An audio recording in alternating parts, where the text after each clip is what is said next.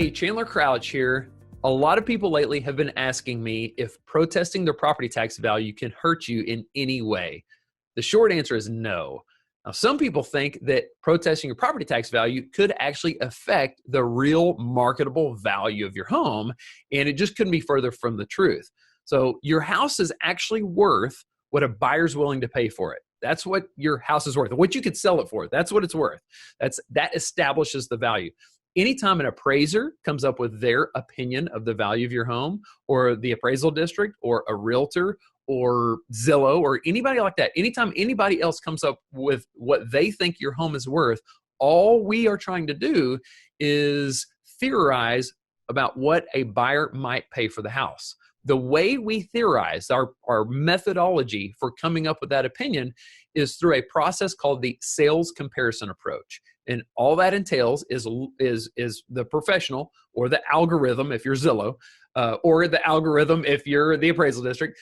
We will just look at what similar homes have sold for near your property, near the subject property recently. Okay, there are a lot of qualifiers in there, but never once do any of us look at the tax value. Okay, we're all just looking at what homes have sold for nearby, because the theory is if somebody's willing to pay X amount of dollars for a similar home recently nearby your home, then they would probably pay about the same thing for your house. Okay. So now the counter argument to this is, yeah, but if a buyer's looking at buying a house, wouldn't they look at the tax value? And I would say, yeah, probably so.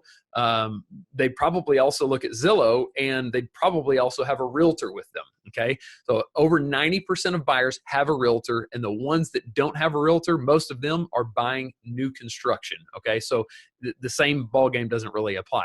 So anytime a buyer has a realtor, the realtor understands property values. They're going to be pulling comps, which is looking at those nearby sales. Comp stands for comparable sales. Okay.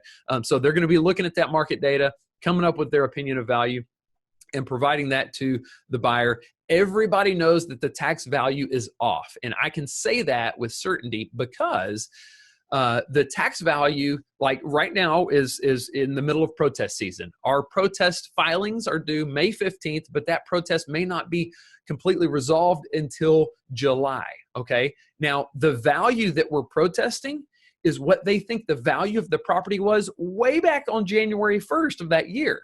Well, by the time we actually reach what would be an accurate value, it's already outdated. No appraiser would actually look at that value. So it's wrong, okay? And everybody knows it's wrong. Every real estate professional knows it's wrong, okay? That's that. Now, here's where it could help you. The vast majority of buyers are getting a loan, getting financing whenever they purchase a property, right? So whenever they get that financing, the lender looks at 2 or 3 main criteria. They're going to look at the buyer's credit score. They're going to look at how much cash they have in the bank. And they're going to look at the buyer's debt to income ratio. All the debt to income ratio is looking at how much monthly income that borrower has. And they're looking at the monthly outgoing payments. Okay. So if you've got credit cards or car payment or whatever, they're going to look at the monthly outgoing payments that borrower has. One of the other things that they're going to take into account inside that debt to income ratio is what their future house payment will be. And a lot of times the lender will base the property tax portion of that future house payment on what is already on the tax records, or what was on there the last year. Okay. And that's what they're going to base their payment on, because they just have no way of predicting the future. They could theorize that it's whatever the purchase price is, but most lenders just aren't that good. They don't do that. Okay. So bottom line is, when you get that taxable value down, that decreases the monthly expenses for that borrower, which puts them in a more favorable position for the lender, because it helps improve their debt to income ratio, which allows them to qualify for a higher loan, which allows them to pay more for your house. That's the long answer. And that is exactly why protesting your property tax value does not hurt you, and it can help you. I hope you have a great day. Protest for free on your own.